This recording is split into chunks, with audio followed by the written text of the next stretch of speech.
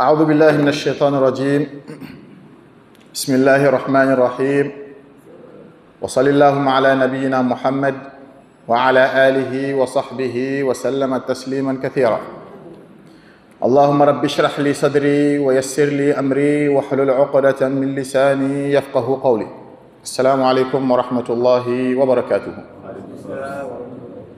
Chers frères et sœurs, alhamdulillahi rabbil alamin, louange à Allah subhanahu wa ta'ala, Seigneur de l'univers, de tous ces bienfaits qu'il nous a accordés, apparents comme cachés. C'est avec une grande joie et une grande satisfaction d'être ici avec vous, nos frères et sœurs de Tambacounda, dans une des maisons d'Allah Azza wa Jal, qui est la mosquée Masjid al-Tawhid, pour se rappeler des versets d'Allah subhanahu wa ta'ala et des ahadiths du prophète sallallahu alayhi wa sallam. Allah subhanahu wa ta'ala, il nous dit dans le Coran, wa dhakkir fa inna dhikra tanfa'ul mu'minin. Mohammed, fais le rappel, car le rappel, il est bénéfique aux croyants. On espère qu'Allah subhanahu wa ta'ala, il fera de nous parmi les gens dont le prophète sallallahu alayhi wa sallam a dit, toute personne ou toute assemblée qui se réunit pour se rappeler des versets d'Allah subhanahu wa ta'ala et des ahadiths du prophète sallallahu alayhi wa sallam, qu'Allah azza wa jalla descendra sur eux la sérénité et que les anges, d'accord, les encercleront par leurs ailes et que Allah azza wa jalla il parlera de eux dans les cieux, qu'Allah fasse qu'on soit parmi ces gens-là. Comme le temps il est très limité, Inch'Allah on va essayer d'aller à l'essentiel. Ce que je souhaite de vous, soyez très attentifs. Ce sujet-là qu'on va traiter, c'est un sujet très complexe. C'est un sujet très important, mais c'est un sujet très dangereux, que beaucoup de personnes ont glissé ici. Donc je vais essayer de prendre mon temps, de l'expliquer tranquillement, sans rentrer dans énormément de détails. Et une assise, ça ne suffira pas, parce qu'il y a beaucoup de détails à donner. Et j'aurai des questions aussi que je vais vous poser, comme à mes habitudes, donc soyez attentifs. Le thème qu'on a choisi, car c'était un thème, depuis l'année dernière, un des frères qui avait posé la question, et j'ai compris que c'était un sujet que beaucoup n'avaient pas compris, donc il était important de le souligner. C'est le thème de Al-Qada wa Al-Qadar. La prédestinée et la destinée. Al-Qada wa Al-Qadar, la destinée et la prédestinée. Le fait de croire, avoir la foi en la prédestinée, c'est un des 6 piliers de la foi. C'est un des 6 piliers de la foi. Le musulman, le croyant qui ne croit pas à ce sujet-là, il sort de l'islam, c'est plus un musulman. Donc ce sujet-là, c'est pas un jeu. C'est quelque chose de très important. Il est important pour les prédicateurs et les savants de vraiment mettre l'accent sur ce sujet-là. Et je vais vous donner des exemples, vous verrez qu'il y a beaucoup de gens, ils n'ont pas très bien compris ce sujet-là. Ce sujet-là, pourquoi les savants, ils le citent dans tous les livres de croyance, dans tous les livres de Aqidah, vous allez trouver ce sujet-là, d'accord? Et les savants, ils l'écrivent dans leurs livres et ils le détaillent. À l'époque de Abdullah ibn Omar, radiyallahu anhuma, Abdullah ibn Omar, c'est le fils de qui? Omar ibn al-Khattab. Abdullah ibn Omar, c'est un compagnon ou pas? C'est un compagnon. Son père, c'est un compagnon aussi ou pas? Barakallahu fikum. À son époque, lorsque le prophète sallallahu alayhi wa sallam il est décédé, lorsque les deux califes, Abu Bakr, Omar, Ali, Uthman, radiyallahu anhum ajma'in, ils sont décédés, il y avait encore quelques compagnons qui étaient encore en vie. Il y a une secte qui est apparue. Ils font partie des premières sectes qui ont apparu dans l'islam. Ils font partie des premières sectes. Si on vous pose la question, quelles sont les premières sectes qui ont dévié du droit chemin, les 3 premiers notés, il y a parmi eux les Khawarij. Ça c'est un autre sujet. Les Khawarij, ce sont ceux qui rendent la personne mécréante pour un péché que tu as commis. C'est eux qu'on appelle les Khawarij. Tu as menti, toi tu es sorti de l'islam. Tu as volé, tu es sorti de l'islam. C'est un grand péché, oui, mais ça ne fait pas sortir de l'islam. Ce qui fait sortir de l'islam, c'est ce que Allah et son prophète sallallahu alayhi wa sallam nous ont dit. Ça, c'est une des premières sectes. La deuxième, c'est les Shia, les chiites. Et la troisième, et c'est la plus dangereuse, une des plus dangereuses, on les appelle Al-Qadariya. Ça vient du mot Qadar. On les appelle Al-Qadariya. Ce sont les trois premières sectes qui ont apparu. Mais celle-ci là, c'est une des plus dangereuses. Donc, à l'époque de Abdullah ibn Omar, notez bien ça, ce que je suis en train de vous dire. Les trois premières sectes là, on a dit les Khawarij, on a dit les Shia et les Qadariya. Barakallahu fikum. Les Qadariya, ils ont apparu en Irak. Les premiers Qadariya qui ont apparu où? En Irak. Et vous allez voir avec le temps qu'il y a énormément de sectes ou de bid'a qui sont venus de par l'Irak. Et le prophète sallallahu alayhi wa sallam, pendant son vivant, il l'a dit. Il a montré du doigt que ce côté-là, il y aura plein de fitna qui vont venir de ce côté-là. Donc, quand c'est Khawarij, c'est Qadariya, c'est quoi leur croyance? Ils ont dit Innal amra unufun. Ils ont dit que Allah, subhanahu wa ta'ala, il ne sait pas ce qui va se passer. Subhanallah. Les Qadariya, ils ont dit qu'Allah, subhanahu wa ta'ala, ne sait pas ce qui va se passer que après que ça s'est passé. Selon eux, nous, le fait qu'on va faire ce dars là aujourd'hui, Allah, il ne savait pas qu'on allait faire ce dars là. C'est maintenant qu'Allah, il sait qu'on va faire ce dars là. Ça veut dire quoi? Selon eux, ça veut dire qu'Allah, il est ignorant. Et ça, c'est grave. Allah, subhanahu wa ta'ala, il n'a pas de défaut. Tous ses noms et attributs sont parfaits. Donc, le fait de dire qu'Allah, il ne sait pas qu'il y aura... Alors que nous, on s'est organisé, nous, on sait qu'on va faire dans le sujet. Ça veut dire que nous, on sait quelque chose qu'Allah, il ne connaît pas. Vous allez me poser la question, d'où est-ce qu'ils ont pris ça? Et je veux dire, c'est ça la dangerosité de l'ignorance. Si on n'apprend pas le dîn, on n'apprend pas auprès des savants, on n'apprend pas, et bien, Shaitan, il va tout faire pour nous mettre des ambiguïtés dans la tête, pour croire des choses qui n'ont rien à voir avec la religion. Lorsque cette rumeur s'est répandue, il y avait des tabi'i, c'est-à-dire ceux qui sont venus, qui n'ont pas vu le prophète sallallahu alayhi wa sallam, mais qui ont vu les compagnons. Lorsque cette rumeur a commencé à se répandre, ils ont dit quoi? On va parcourir le monde entier, mais il faut qu'on aille voir les compagnons du prophète sallallahu alayhi wa sallam qui sont encore en vie. Donc parmi eux, il y en avait un, il s'appelait Yahya ibn Ya'mar et Humayd ibn Abdurrahman al-Himyari. Ces deux tabi'i, eux aussi sont d'Irak. Ils ont dit on va aller à la Mecque pendant le Hajj, pendant le pèlerinage. Il a dit et lorsqu'on va rencontrer un compagnon du prophète sallallahu alayhi wa sallam, on va lui poser la question sur ce sujet-là.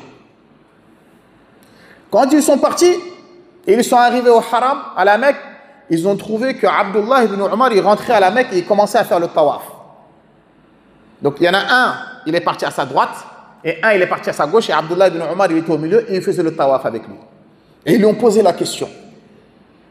Ils lui ont dit, oh toi Abdullah ibn Omar, toi un des compagnons du prophète sallallahu alayhi wa sallam, un des plus grands savants parmi les compagnons du prophète sallallahu alayhi wa sallam, ils lui ont dit, il y a des gens chez nous, en Irak, ils répandent une rumeur, ils disent que Allah, il ne sait pas ce qui va se passer que après que ça s'est passé. Écoutez ce qu'Abdullah ibn Omar il leur a dit. فَإِذَا لَقِيتَ هَؤُلَاءِ Il a dit, lorsque vous retournez en Irak et que vous rencontrez ces gens-là, فَأَخْبِرْهُمْ informez-les que moi, Abdullah ibn Omar, أَنَا بَرِيءٌ مِّنْهُمْ moi je me désavoue d'eux. Quand vous retournez en Irak, dites-leur à ces gens-là que moi, Abdullah ibn Omar, un des compagnons qui a vécu avec le prophète alayhi salam, qui l'a entendu, qui a appris chez lui, moi je me désavoue de cette croyance. وَأَنَّهُمْ بُرَآءُ مِنِّي et eux aussi, ils se désavouent de moi. Moi, j'ai rien à voir avec eux. Et eux, ils n'ont rien à voir avec moi. Ça, c'est un compagnon du prophète alayhi salam qui parle, c'est pas un ignorant. Il leur a dit, لَوْ أَنَّ لِأَحَدِهِمْ ceux qui répandent cette croyance, si l'un d'entre eux, si l'un d'entre eux avait la montagne de Uhud, c'est une grande montagne à Médine, si l'un d'entre eux avait la montagne de Uhud en or, et il l'a dépensé tout, fi sabilillah. La montagne de Uhud, c'est une grande montagne. Hein? S'ils avaient toute cette montagne, l'équivalent de cette montagne en or, et qu'ils avaient donné fi sabilillah, ma qabila Allah ne l'acceptera pas. C'est Abdullah ibn Omar qui dit ça. Pourquoi Allah il n'acceptera pas? Hatta yu'mina bil qadar. Tant qu'ils ne croiront pas en la prédestinée. Cela veut dire quoi? Que celui qui a cette croyance-là, tu sors de l'islam. Si vous rencontrez ces gens-là, il a dit, dites-leur que moi, Abdullah ibn Omar, je me désavoue d'eux, eux, ils se désavouent de moi, moi, je n'ai rien à voir avec eux, ils n'ont rien à voir avec moi. Et dites-leur que toutes les actions qu'ils peuvent faire, la prière, la sadaqat, même s'ils le font, Allah, il ne l'acceptera pas. Parce que le fait de croire en la prédestinée, c'est un des piliers de la foi. Donc, si un pilier n'est pas là, tout va s'écrouler. Donc, c'est pour ça que je vous ai dit, ce sujet-là, il est très, très important. C'est à ce moment-là que Abdullah ibn Omar, il a cité un hadith qu'on appelle hadith Jibril. C'est à ce moment-là. Abdullah ibn Omar, comme preuve, parce que les compagnons, ils ne parlent pas sans preuve. Quand ils parlent, et c'est ça le chemin des salafs, de la sunna, quand tu parles, il faut donner des preuves. Tout de suite, il a donné une preuve. Qu'est-ce qu'il a dit? Il a dit, Sami'atu Abi. J'ai entendu mon père. Son père, il s'appelle comment? Omar ibn al-Khattab. Il a dit, j'ai entendu mon père. Et ce hadith-là, c'est le premier hadith qui est dans Muslim. Le premier hadith dans Muslim, c'est celui-là. On l'appelle le hadith de Jibril. Il a dit, Abdullah ibn Omar, radiyallahu anhuma, j'ai entendu mon père, Omar ibn al-Khattab, un jour, il a dit, بينما نحن جلوس عند رسول الله صلى الله عليه وسلم إذ طلع علينا رجل شديد بياض الثياب شديد سواد الشعر لا يعرفه منا أحد وليس عليه أثر السفر حتى جلس إلى النبي صلى الله عليه وسلم فأسند ركبتيه إلى ركبتيه ووضع كفيه على فخذيه وقال يا محمد أخبرني عن الإسلام. Il a dit, j'ai entendu mon père, Abdullah, Omar ibn al-Khattab, qui a dit qu'un jour, ils étaient assis avec le prophète, sallallahu alayhi wa sallam, et tout à coup, il y a un homme qui est venu. Personne parmi nous ne le connaît. Il avait des vêtements tout blancs. Il avait des cheveux tout noirs. Et ce qui nous étonnait, c'est qu'il était habillé en blanc, il n'habitait pas de Médine, mais il n'avait aucun signe qu'il venait de voyage. Ses vêtements, il n'y avait pas de poussière, tout était propre. Et personne d'entre nous ne le connaissait. Mais regardez, les compagnons du prophète, ils étaient tellement éduqués, ils n'ont pas dit, hey, toi, t'es qui, toi? Personne n'a parlé. Par respect pour le prophète, sallallahu alayhi wa sallam. Ils sont restés assis, personne n'a parlé. L'homme, il est venu s'asseoir en face du prophète. Il a collé ses genoux aux genoux du prophète et il a posé ses mains sur ses genoux. Et il a dit, oh toi, Mohammed, informe-moi sur l'islam. C'est quoi l'islam? Les compagnons, ils étaient tous assis, ils écoutaient. Le prophète sallallahu alayhi wa sallam, il a dit, Anta shahada an la ilaha illallah. L'islam, c'est d'attester qu'il n'y a aucune autre divinité qui mérite d'être adorée si ce n'est Allah. Wa anna Muhammadan Rasulullah. Et que Muhammad, c'est son messager. Wa iqamis salah, et d'accomplir les 5 prières. Wa ita'i zakah, et de s'acquitter de la zakat. Wa sawmi Ramadan, de jeûner le mois de Ramadan. Wa hajjul bayt, et de faire le pèlerinage pour celui qui en a la capacité. L'homme qui était assis, il a dit, Sadaqta, tu as dit vrai. Les compagnons, ils ont dit, mais il pose la question et ensuite il dit vrai. Normalement, quelqu'un qui pose la question, tu ne connais pas. Il a dit, Fa'ajibna lahu, yas'aluhu wa yusaddiquhu. Ça nous a étonnés. Il pose la question et dès qu'il répond, il dit, oui, tu as dit vrai. Ensuite, c'est ça que j'avais besoin. Il lui a dit, Fa'akhbirni anil iman. Mohammed, informe-moi, c'est quoi la foi? Le prophète sallallahu alayhi wa sallam, il a dit, al-iman, la foi, an tu'mina billahi, que tu crois en Allah qu'il est unique, qu'il a des noms, qu'il a des attributs, qu'il ne ressemble à aucune autre créature. Laysa kamithlihi shay. Il est semblable à rien du tout. Wa malaikatihi, tu dois croire que les anges, ils existent malgré qu'on ne les voit pas. Allah, il a créé des anges, qu'il a créé de lumière, et ces anges-là, on doit croire en eux. Celui qui ne croit pas aux anges, tu sors de l'islam. Ces 6 piliers-là, celui qui renie un seul, tu n'es plus musulman. Wa kutubihi. Le 3e, c'est de croire aux livres qui ont été révélés. Même s'ils ont été modifiés, mais on a cette croyance qu'il y a des livres qu'Allah il a fait descendre avant le Coran. On doit y croire. Que l'évangile, il l'a révélé sur le prophète Isa alayhi salam, et que la Taurat, il l'a révélé sur le prophète Moussa alayhi salam, et que le Zabour, il l'a révélé sur le prophète Daoud alayhi salam. Ça, on doit y croire. Et, bien sûr, le meilleur des livres qui est le Coran. Wa rusulihi.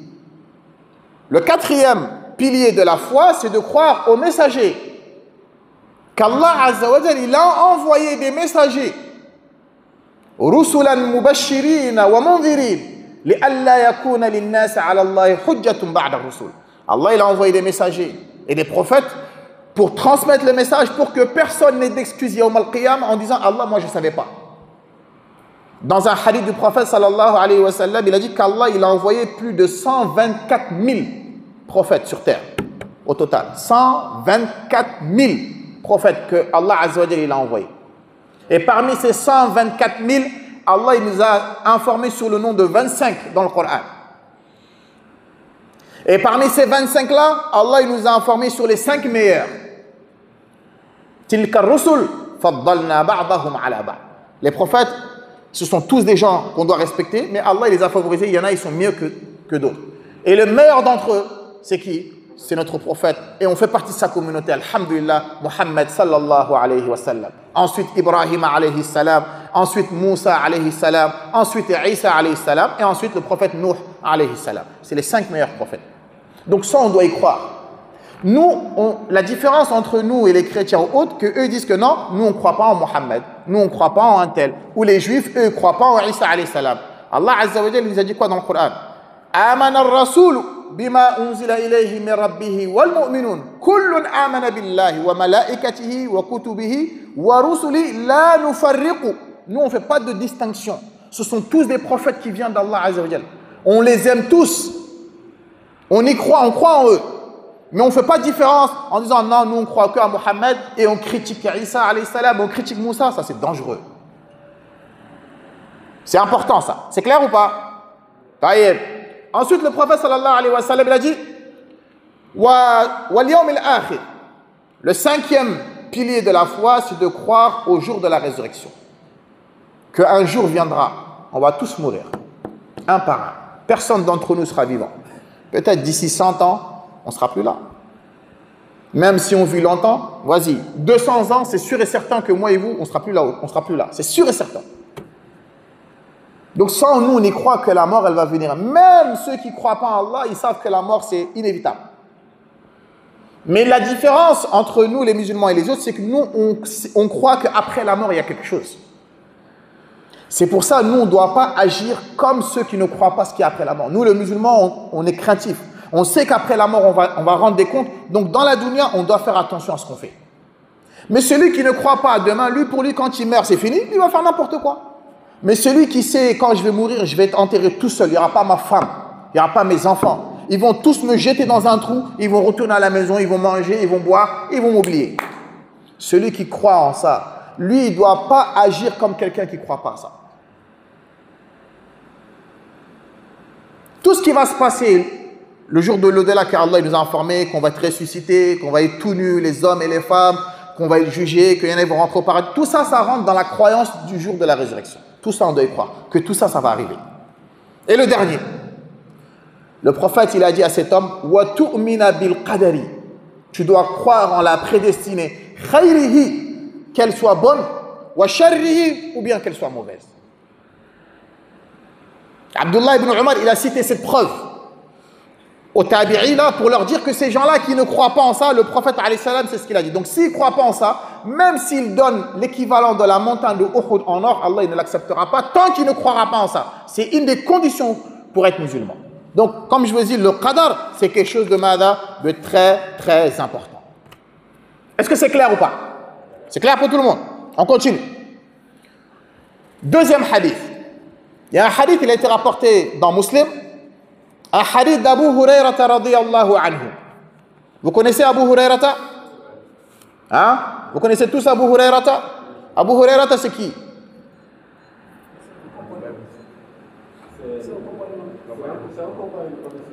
Sûr. Sûr. Oui. Ensuite, quoi d'autre? Il s'appelle Abdurrahman ibn Sakhr. Taïb, quoi d'autre?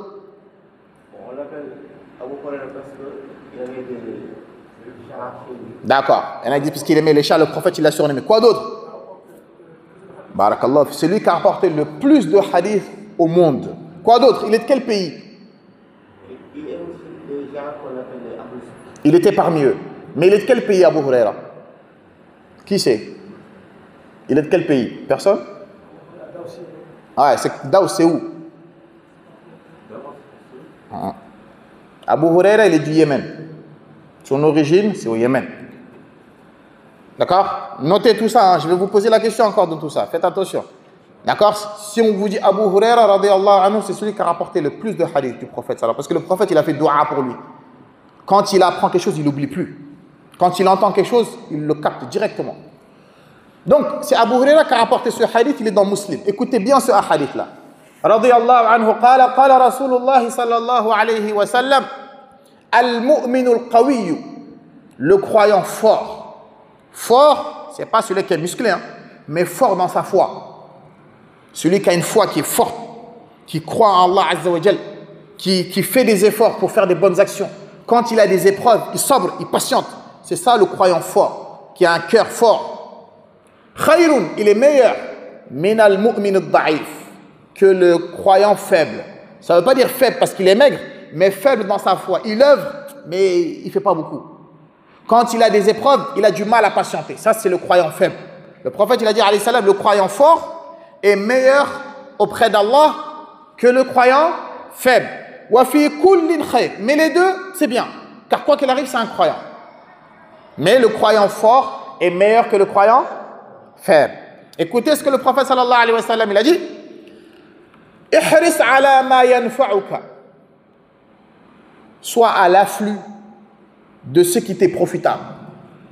Quand tu vois que tu as des capacités, d'accord? Recherche des choses qui vont être profitables. Quand c'est un travail, cherche un travail qui va être profitable. Quand c'est des études, fais des études d'une science qui va être profitable.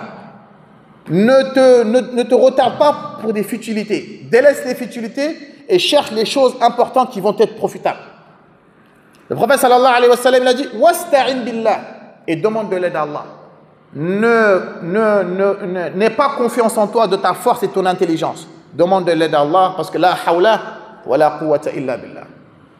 J'ai pris la décision, un exemple, que je vais faire une formation, je ne sais pas moi, dans l'informatique ou dans autre chose, c'est quelque chose de bénéfique. Demande de l'aide à Allah, wa la ta'jaz, et fonce. Ne sois pas paresseux, ne sois pas incapable. Même si c'est dur, même si ça prend du temps, ne te décourage pas en cours de route. Quand tu prends la décision de quelque chose, tu sais que c'est halal et tu sais que c'est utile, lève la tête et vas-y. Ne fais pas, ah, j'ai fait mais ça ne marche pas, tu testes là, toi tu fais que le tourner. Quand tu es quelque chose de bénéfique, ça peut te dire au début, mais après Allah il va faciliter à la fin. Donc quand tu prends quelque chose, tu prends la décision, fonce et laisse tout entre les mains d'Allah Azza wa Jalla. Écoutez ce que le prophète alayhi salam a dit. Wa in asabaka shay'un, et s'il t'arrive quelque chose, s'il t'arrive quelque chose, un malheur que tu n'as pas souhaité, le prophète il a dit fala taqul law anni fa'altu kadha wa kadha lakana kadha wa kadha. Si j'aurais fait comme ça, ah, et ça c'est un problème qu'on a beaucoup nous.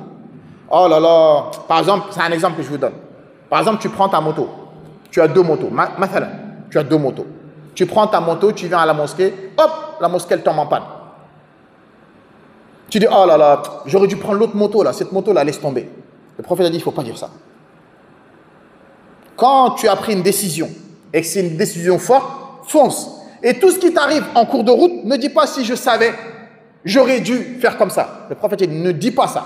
Walakin, qul, mais dis, qadarullahi wa ma sha'a fa'al. Dis, c'est Allah qui l'a voulu comme ça, et ce qu'il veut lui, c'est ça qui arrive. On a tendance à, hein, dans notre langue, dans notre dialecte, ah, si je savais, ah, si je savais, j'aurais dû pas faire ça, j'aurais dû pas voyager tel jour, ah, t'as vu, il a plu aujourd'hui. Ça, dans la communauté, il y en a beaucoup, ils disent ça, mais ils savent pas que ça, on doit pas le dire. Le prophète, alayhi salam, il faut pas dire. Quand il t'arrive un malheur, tu as pris la moto, tu as roulé, tu es tombé, ça s'est cassé, tu as fait un accident, dis qadarullah, Allah il l'a voulu comme ça. Toi, tu as fait les causes, tu n'as pas été négligent. La moto, elle était en état, d'accord, tu as roulé doucement, tu as mis ton casque, tu as fait toutes les causes. Et si t'arrive en cours de route quelque chose, ne dis pas j'aurais dû faire comme ça ou comme ça. Tu as pris, je ne sais pas moi, une science, une branche, d'accord, et en cours de route, je ne sais pas moi, c'était trop dur ou tu es tombé malade, dis pas, ah non, j'aurais pas dû prendre ça, j'aurais dû faire ça. Le prophète dit, il ne faut pas dire ça. Pourquoi? Il a dit, fa inna law Car le fait de dire si, taftah amal al-shaytan, ça ouvre la porte à Satan. Il sera content, lui. Parce que toi, quand tu dis si je savais, j'aurais dû faire comme ça veut dire quoi? Ça veut dire que tu n'as pas accepté qu'Allah il a prédestiné cette chose-là. Et ça, c'est dangereux. Parce que même si toi, tu aurais pris l'autre moto, si Allah il avait fait que Allah il avait prédestiné, même l'autre moto s'est tombé en panne aussi. Donc, ne pas dire le mot si je savais. Dis qadarullah. Allah Azza wa Jalla, il a voulu comme ça, donc je l'accepte comme ça. Donc ça, le prophète alayhi salam, il a cité ce hadith-là encore. Pourquoi? Pour montrer l'importance du qadar. On continue. Est-ce que c'est clair? Maintenant, avant de rentrer dans... Tout ça, c'est des introductions encore, avant que je rentre dans le vif du sujet. Le qadar, les gens, dans leur foi en qadar, ils sont partagés en trois groupes. Les premiers, ce sont les gens de la sunna, qu'Allah fasse qu'on soit parmi eux. Eux, ils sont toujours au milieu, on les citera après. Les plus dangereux, c'est les qadariya. On a dit que les qadariya, c'est quoi leur croyance? Les qadariya. Ils disent quoi? Ils disent que Allah sait. Allah ne sait pas. Allah ne sait pas. Après, enseigne que l'action est d'abord. Voilà, c'est eux les qadariya. Allah ne sait pas qu'une chose va se passer que après que ça s'est passé. Retenez bien ça, s'il vous plaît. C'est eux qu'on appelle les qadariya. Eux, ceux qui ont cette croyance-là, ils sont sortis de l'islam. Ça, c'est un extrême. Il y a encore un deuxième extrême. Eux, on les appelle al-jabriya. Ah, il y en a partout. Il y en a partout. D'où l'importance d'apprendre. Parce que tu peux tomber dedans sans t'en rendre compte. Le troisième groupe, on les appelle comment, j'ai dit? Les Jabriya. Notez. On les appelle les Jabriya. Pourquoi on les appelle les Jabriya? Al-Jabr, en arabe, ça veut dire que eux, ils ont dit que tout ce qu'on fait, Allah il nous a forcé à le faire. Eux, c'est encore un autre extrême. C'est-à-dire, par exemple, moi, Yacoub, moi, je ne voulais pas m'asseoir ici, c'est Allah qui m'a forcé à m'asseoir.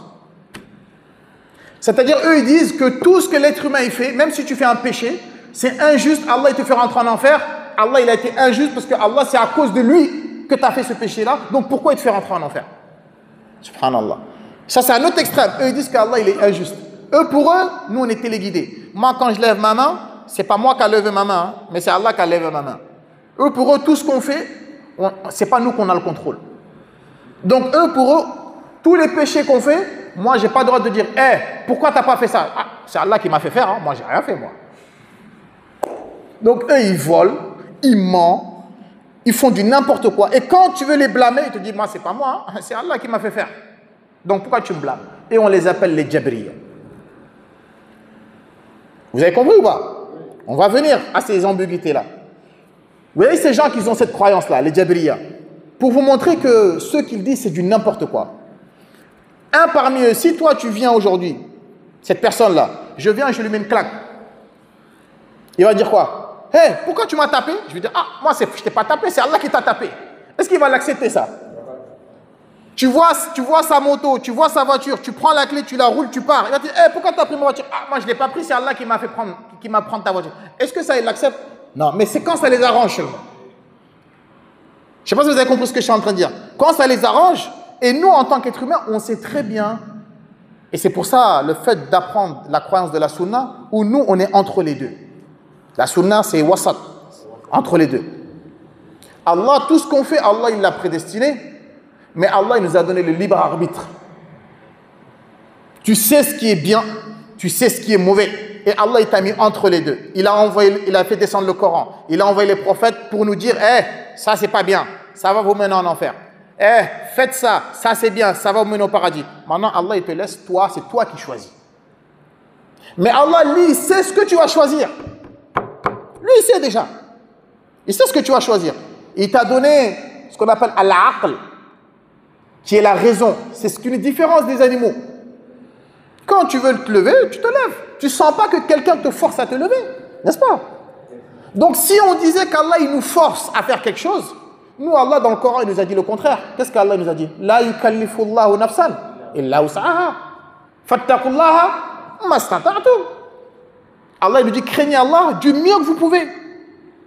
Allah il a dit qu'il ne vous impose pas une charge que vous ne pouvez pas faire. Donc cela montre que nous, l'être humain, on a le libre arbitre. Faut pas que tu fais un péché, tu dis ah c'est pas ma faute, c'est Allah. Non.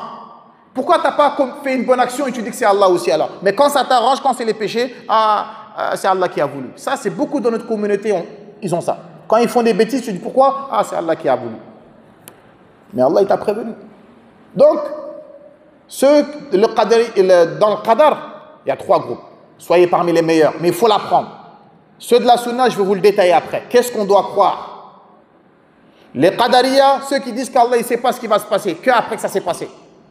Les Jabiriya, ils disent Allah, il n'a pas le droit de nous faire entrer en enfer. Parce que tout ce qu'on fait, c'est à cause de lui.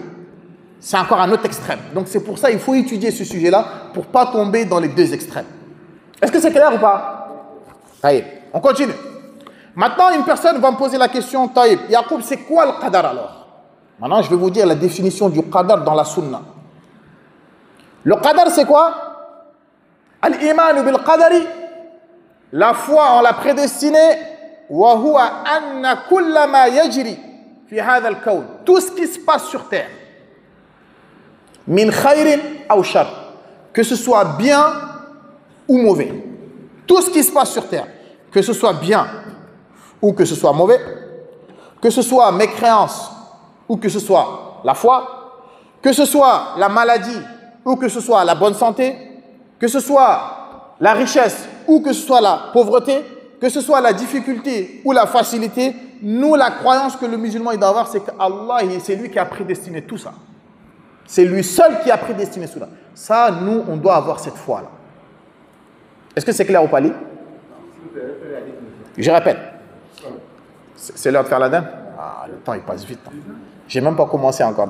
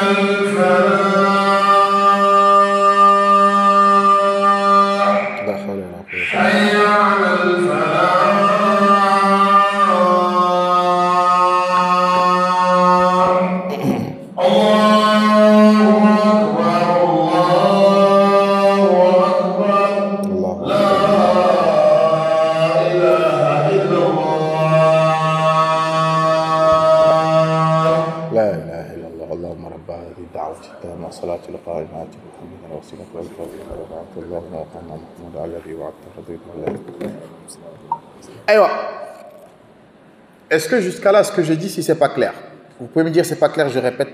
Qui n'a pas compris ce que j'ai dit depuis le début? Tunkara, est-ce que c'est clair? Non. C'est clair? C'est clair.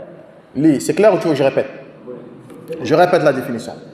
J'ai dit la foi en la prédestinée, selon la croyance des gens de la sunna, c'est d'avoir la croyance dans ton cœur que tout ce qui se passe sur terre se fait selon la volonté d'Allah subhanahu wa ta'ala lui seul. Tout ce qui se passe sur terre, comme bien ou mauvais, maladie, bonne santé, richesse, pauvreté, facilité, difficulté, foi, mécréance, tout ce qui arrive sur terre, c'est selon la volonté d'Allah subhanahu wa ta'ala lui seul. Nous, c'est cette croyance-là qu'on a, et c'est cette croyance-là, si tu l'as, bah, alhamdoulilah, tu fais partie des gens qui ont la bonne croyance. Je vais développer. La preuve, parce que je vous ai dit tout ce qu'on dit, il faut des preuves, non? Il ne faut pas dire des paroles en l'air comme ça. C'est quoi la preuve de cela? Le prophète sallallahu alayhi wa sallam, dans un hadith qui a été rapporté par Tirmidhi, an Ubadah ibn Samit radiyallahu anhu, il a dit que le prophète sallallahu alayhi wa sallam, il a dit Inna awwala ma khalaqa Allahu al-qalam.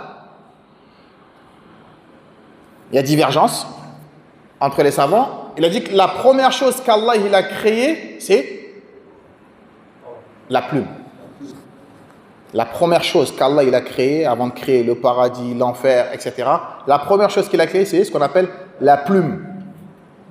Allah il lui a dit Uktub, écris. La plume elle a dit Allah, qu'est-ce que je vais écrire? Allah il lui a dit écris tout ce qui va se passer jusqu'à Yawm al-Qiyam. La plume elle a écrit. Tout ce qui va se passer jusqu'à Yawm al-Qiyamah, la plume, elle a écrit ça dans ce qu'on appelle Lawhul Mahfouz, la tablette préservée, que personne ne sait ce qu'il y a là-bas si ce n'est Allah Azza wa Jal. C'est ce qu'on appelle Lawhul Mahfouz. Allah, il a écrit tout ce qui va se passer. Et dans un autre hadith, le prophète sallallahu alayhi wa sallam, il a dit, Allah, il a écrit tout ce qui va se passer avant d'avoir créé les cieux et la terre, 50 000 ans avant. 50 000 ans avant de créer les cieux et la terre, Allah, il a déjà écrit tout ce qui va se passer. Et le prophète sallallahu alayhi wa sallam, dans un hadith, il a dit Rufi'atil aqlam. La plume a arrêté d'écrire. Ça veut dire quoi? Ça y est, tout est écrit déjà. La plume, elle a arrêté d'écrire et l'encre a séché. C'est-à-dire, rien ne pourra être effacé.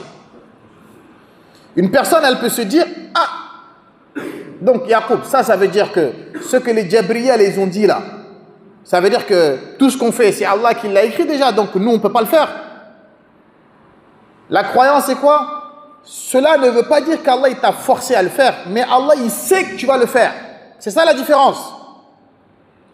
Quand on dit qu'Allah il a écrit ce qui va se passer, ça ne veut pas dire qu'Allah il t'a forcé à faire, ou à devenir mécréant, ou à rentrer en enfer, non. Mais Allah lui il sait tout ce qui va se passer.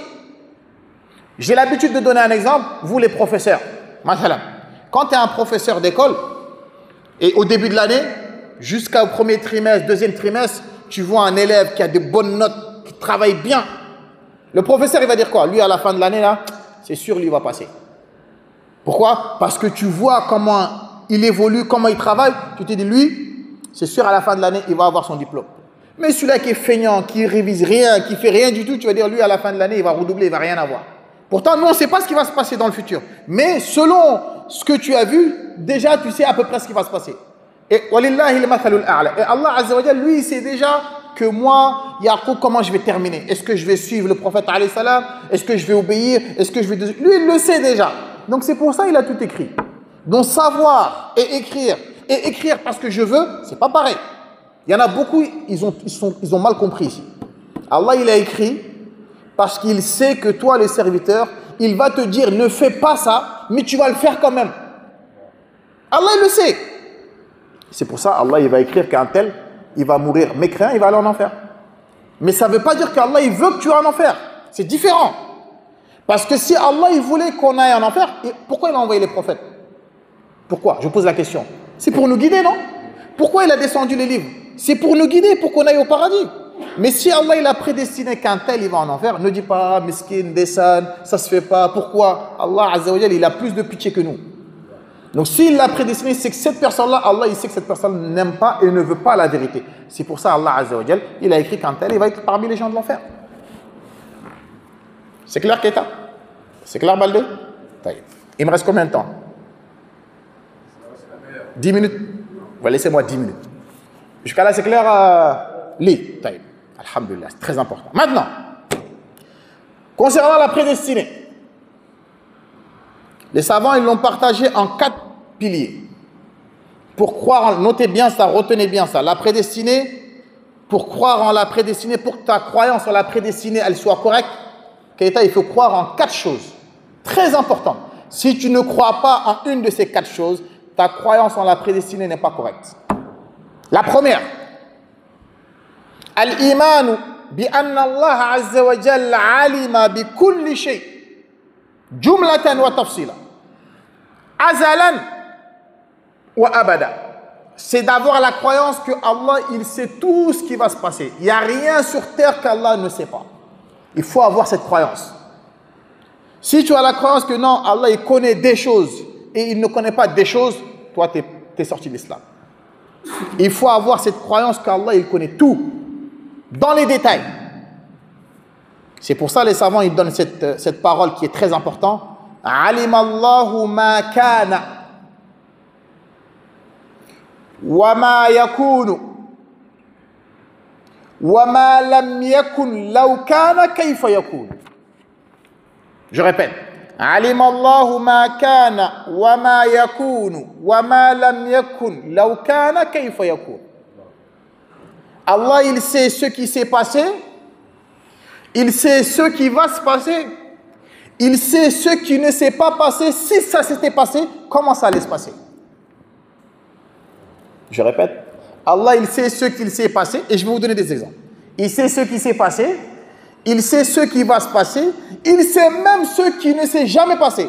Si ça s'était passé, comment ça allait se passer? On va vous donner des exemples. Je vous ai dit, ce sujet-là, il est très important. Et je vous pose la question. Alim Allahu ma kan. Allah, il sait ce qui s'est passé. Qui peut me donner un exemple? Ce qui s'est passé dans le passé. Qui peut me donner un exemple? Barakallahu fik. Comment nous on a connu Moussa alayhi salam? Comment on l'a connu? C'est par le Coran. Moussa, c'est passé ou c'est pas passé? Depuis Adam alayhi salam, Nuh avec leur peuple. Toutes ces histoires-là que nous, on a su, comment on l'a su? Pourtant, ça s'est passé depuis des milliers d'années. C'est qui nous l'a raconté? C'est Allah, subhanahu wa ta'ala. Si ce n'était pas lui, nous, on n'aurait pas su. C'est pour ça Allah il a dit au prophète dans le Coran, « Minhum man qasasna alayka, wa minhum man lam naqsus alayk. » Mohammed, je t'ai raconté l'histoire de certains prophètes, mais il y en a certains, je ne t'ai pas raconté. Même toi, Mohammed, il ne sait pas. Certains prophètes, le prophète, alayhi salam, il ne le connaît pas. Donc Allah, il sait ce qui s'est passé. Il nous l'a raconté. N'est-ce pas? Qui peut me donner un exemple? Wama yakun, et ce qui va se passer. Hein? Yawm al-Qiyamah, quoi d'autre encore? La fin des temps. Comment nous on sait qu'il y a le paradis? Est-ce que le paradis, on est encore dedans? Mais c'est dans le futur, non? Mais Allah il nous a informé. Ceux qui vont rentrer au paradis, quand ils vont rentrer, qu'est-ce qu'ils vont dire? Qu'est-ce qu'ils vont manger? Allah il nous a tout dit dans le Coran. Pourtant, c'est même pas encore arrivé. N'est-ce pas? Vous êtes d'accord avec moi ou pas? La fin des temps, ce qui va se passer, le prophète nous a tous informés. Qu'à la fin des temps, il y aura beaucoup de guerres. C'est le cas ou c'est pas le cas? Qu'à la fin des temps, il y aura plus de femmes que d'hommes. C'est le cas ou c'est pas le cas? Qu'à la fin des temps, les femmes elles vont mettre des mèches, comme c'est le cas chez nous. Hein, on dirait des dos de dromadaire, là, les bosses de dromadaire. C'est le cas ou c'est pas le cas?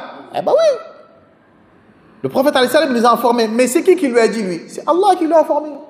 Donc tout ce qui va se passer jusqu'à la fin des temps, le prophète il l'a informé à travers qu'Allah il lui a dit. Donc Allah il sait ce qui s'est passé. Et il sait ce qui va se passer. Et le troisième, Allah il sait ce qui ne s'est pas passé. Si ça s'était passé, comment ça allait se passer? Un exemple. Qui peut me donner un exemple? Ce qui ne s'est pas passé. Si ça s'était passé, comment ça va se passer? Tfadal. Tfadal. Barakallahu fik. Jazakallah khairan. Allah Azza wa Jalla dit وَلَوْ رُدُّوا لَعَادُوا لِمَا نُهُوا عَنْهُ وَإِنَّهُمْ لَكَاذِبُونَ. Allah a dit les habitants de l'enfer, qu'Allah nous en préserve, quand ils vont rentrer en enfer, qu'est-ce qu'ils vont dire? Rabbana akhrijana na'mal salihan ghayra alladhi kunna na'mal. Les mécréants, quand ils vont rentrer en enfer, ils vont dire Allah, s'il te plaît, fais-nous sortir. On a compris, c'est bon. On a compris qu'il n'y a que toi qui méritais d'adorer. On a compris qu'on devait suivre la sunna de Muhammad sallallahu alayhi wa sallam. On a compris qu'on devait pratiquer le tawhid. Fais-nous revenir dans la dunya, donne-nous une deuxième chance. Et maintenant, tout ce qu'on faisait en mauvais, on va arrêter. Est-ce que ça va se passer ça? Ça ne va pas se passer. Mais Allah, il nous raconte, même si moi, Allah, je leur donnais une deuxième chance, ils auraient refait la même chose encore. Si je les avais sortis de l'enfer, et je les avais fait revenir sur la terre, ils auraient refait les mêmes bêtises. Malgré qu'ils auraient vu l'enfer, ils seraient rentrés dedans. Moi, Allah, je les ai fait sortir, ils auraient continué comme ils ont fait dans la dunya. Allah a dit, wa innahum lakadhib, ce sont des menteurs. C'est pour ça que je ne les fais pas sortir de l'enfer. Donc, faire sortir les koufars de l'enfer, ça ne va jamais se passer. N'est-ce pas? Mais si ça s'était passé, Allah il nous a dit comment ça allait se passer. Diaby, c'est clair ou pas? Hein? C'est clair, Li? C'est clair, Kamara? Ce sujet-là, il est très, très... Donc, parmi les piliers de la prédestinée, la première chose qu'on doit croire, si c'est bientôt l'heure, tu me dis, hein, la première chose qu'on doit croire, que Allah connaît tout dans les détails. Tout ce qui va se passer, tout ce qui s'est passé, tout ce qui va se passer, même une feuille, comme Allah a dit dans le Coran. وَلَوْ أَنَّمَا فِي الْأَرْضِ مِنْ شَجَرَةٍ أَقْلَامٌ وَالْبَحْرُ يَمُدُّهُ مِنْ بَعْدِهِ سَبْعَةُ أَبْحُرٍ مَا نَفِدَتْ كَلِمَاتُ اللَّهِ. Si même toutes les arbres étaient des plumes et la mer était de l'encre, personne n'aurait pu écrire la parole d'Allah jusqu'à arriver à sa fin. Donc même une feuille qui tombe d'un arbre dans la forêt que personne ne voit, Allah il sait que la feuille elle va tomber. Même les fourmis qui marchent et que nous on ne voit pas, on n'entend pas, Allah il voit tout, il entend tout. Subhanahu wa ta'ala. Vous avez compris ça? Donc le musulman il doit avoir cette croyance-là. Parce qu'il y en a certains, qu'est-ce qu'ils disent dans notre communauté? Quand il arrive un malheur, ils disent quoi? Mais moi, Allah il m'a pas vu? Moi il m'arrive ces malheurs, je suis en galère, on dirait Allah, moi il me voit pas ou quoi? Mais ça c'est un manque de respect. Allah il t'a vu. Allah il sait. Mais s'il t'a fait ça, c'est pour t'éprouver. S'il t'a mis cette maladie-là, ou il t'a fait que tu es pauvre, c'est pas pour te punir, mais c'est que c'est un bien pour toi. Allah il sait, toi tu sais pas, toi tu connais rien. C'est pour ça dans le Coran, Allah Azza wa Jalla il nous a dit quoi? Il a dit wa asa an tuhibbu shay'an wa huwa sharrun lakum. Toi tu peux aimer une femme. Ah, je veux me marier avec elle absolument. Mais Allah il sait que quand tu te maries avec cette femme là, c'est pas un khair pour toi. Toi tu sais pas. Donc Allah subhanahu wa ta'ala pour ton bien, il te fait en sorte que ce mariage là n'aboutit pas. C'est pour ton bien à toi, mais toi tu sais pas. C'est pour ça l'être humain quand tu demande à Allah, Allah fait ce qui est bien pour moi. C'est pour ça on fait salat istikhara. Pourquoi? Parce que nous on ne sait pas ce qui va se passer demain. Mais Allah lui il sait. Est-ce que vous avez compris ce que je suis en train de dire ou pas? Hein? Tout ce qui se passe sur terre, les frères et les sœurs, Allah il le sait dans les détails. Toute personne qui va rentrer au paradis, leur nom, leur prénom, le nom de leur père et leur mère, le nombre de personnes, Allah il connaît ça dans les détails. Donc c'est pas toi ton problème à toi ou mon problème à moi, Allah ça il ne l'ignore pas. Mais s'il t'éprouve, c'est pour une sagesse que toi peut-être des années après tu vas savoir que ah j'ai compris maintenant, Allah il m'a fait ça, en fait c'était pour ça. Donc il faut croire au qadar. Vous avez compris ça ou pas? Un autre sujet, il me reste combien de temps? 5 minutes? Ah ça reste. Il y a un autre sujet sur lequel je veux souligner avant de continuer, et ça c'est un problème qu'on trouve beaucoup dans notre communauté. Il y en a, quand il leur arrive un malheur, il te dit ouais c'est quelqu'un qui m'a fait de la sorcellerie. Direct. Ah, on m'a fait quelque chose. Hein. Mais c'est qui t'a dit qu'on t'a fait quelque chose? Ah, peut-être j'ai été touché par le mauvais œil. C'est qui t'a dit ça? Que on t'a fait de la sorcellerie ou tu as été touché par le mauvais œil, Allah il le sait. Car le sorcier, il ne peut rien faire si Allah il n'a pas décidé. Mais si Allah il a qadar, c'est qu'il y a un bien pour toi que toi tu ne sais pas. Donc eux, ils ne peuvent rien faire. Tout ce qui se passe, mets-toi dans ta tête, si ça a réussi à me toucher, c'est qu'Allah il l'a décidé. Il faut avoir cette croyance-là, les frères et sœurs. C'est important. Tout ce qui t'arrive. Des fois, moi ça m'arrive, des fois même je rigole. Des fois tu rentres dans la voiture ou tu ouvres la porte de ta maison, hop, la porte elle claque ta main. Ça fait mal, hein? Des fois tu dis, ah, peut-être c'est à cause d'un péché à moi que Allah Azza wa Jalla est en train de me punir. Mais tout ce qui arrive, c'est Allah, il l'a prédestiné. C'est pour ça, pour confirmer cela, et après je vais m'arrêter là, et j'ai même pas encore, mais il y a encore beaucoup de choses à dire, on le dira dans d'autres cours. Le prophète sallallahu alayhi wa sallam, il nous a dit ça, dans un hadith clair, net. Il a dit à Abdullah ibn Abbas, وَعَلَمْ أَنَّ الْأُمَّةَ لَوْ اجْتَمَعَتْ عَلَى أَنْ يَنْفَعُوكَ بِشَيْءٍ. Même si le monde entier s'était réuni pour t'être utile, لَمْ يَنْفَعُوكَ إِلَّا بِشَيْءٍ قَدْ كَتَبَهُ اللَّهُ لَكَ. Il ne pourrait t'aider de rien sauf ce qu'Allah il a prédestiné. Même si tous les médecins, les plus grands chirurgiens du monde s'étaient réunis pour t'opérer, pour te soigner, si Allah il n'a pas prédestiné, ils ne réussiront pas. Ça, nous, on doit avoir cette croyance. Si Allah il va te donner, aucun marabout ni aucun sorcier ne peut te priver de ça. Il faut avoir cette croyance, les frères et sœurs. C'est ça le tawhid. وَلَوْ اجْتَمَعُوا عَلَىٰ أَنْ يَضُرُّوكَ بِشَيْءٍ.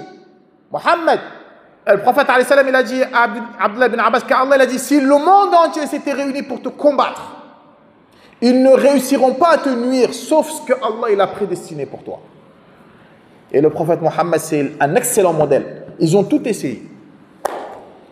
Ils l'ont fait de la sorcellerie, ils l'ont empoisonné, ils ont essayé de le tuer, ils lui ont fait un embargo, tout pour l'éliminer. Mais Allah il a dit vous ne réussirez pas parce que c'est moi qui l'ai protégé. Ils ont tout fait pour essayer d'éteindre l'islam. يريدون أن يطفئوا نور الله بأفواههم والله متم نوره ولو كره الكافرون. Ils ont tout fait pour essayer d'éteindre l'islam et de l'effacer sur terre. Mais si le monde entier s'est réuni pour combattre quelque chose et qu'Allah n'a pas accepté, ils n'y arriveront pas. C'est pour ça ce Coran-là, Allah il les a défiés. Qu'est-ce qu'il a dit dans le Coran? Qul, Mohammed dis-leur, قل لئن اجتمعت الإنس والجن على أن يأتوا بمثل هذا القرآن لا يأتون بمثله. Si le monde entier s'était réuni pour ramener un livre semblable qui ressemble au Coran, même si c'était tous réunis avec les djinns, ils ne réussiront pas. Parce que Allah Azza wa Jalla, il a décrété que personne n'est semblable à lui. Personne ne peut dire ses paroles à lui qui ressemblent à ses paroles. Donc je m'arrête là et je veux que s'il vous plaît vous retenez ça. On a dit les trois premières sectes, ce sont qui? Les trois premières sectes. Tu m'en dis un. Les Khawarij. Ça c'est un. Le deuxième. Les Shia. Le troisième. Les Qadariya. Les Qadariya, ils viennent de quel pays on a dit? Irak. Barakallahu fik. C'est quoi la croyance des Qadariya? C'est quoi leur croyance? Qu'est-ce qu'ils disent? Que Allah ne sait pas ce qui va se passer que après ça s'est passé. Et Abdullah ibn Omar, il a dit qu'eux ce sont des quoi? Abdullah ibn Omar, il a dit ce sont des musulmans ou pas? Ce ne sont pas des musulmans. Pourquoi? Parce qu'il a dit même s'ils avaient donné la montagne de Uhud, Allah il ne l'accepte pas. Pourquoi? Parce qu'ils n'ont pas ce pilier-là qui a des piliers. Si tu ne l'as pas, tu n'es pas musulman. Est-ce que jusqu'à là c'est clair ou pas? Ensuite on a dit la prédestinée, c'est quoi la définition? C'est de croire que tout ce qui se passe sur terre, c'est qui l'a décidé? C'est Allah subhanahu wa ta'ala. Mais après, je vous donnerai des détails. Parce qu'une personne peut se dire, ah ouais, mais si Allah il a tout destiné, donc Allah il voit qu'on tue les musulmans, il dit rien. Allah il voit que les musulmans ils souffrent et Allah il dit rien. Tout ça on le détaillera. Ces ambiguïtés-là que les gens ils ont du mal à comprendre, tout ça on le détaillera. Si Allah il nous facilite qu'on ait envie, dans d'autres assises, Inch'Allah. Par rapport à ce que j'ai dit là, est-ce qu'il y a des questions? Fadal. Tu peux te rapprocher, je t'entends pas bien. J'entends pas bien. Approche.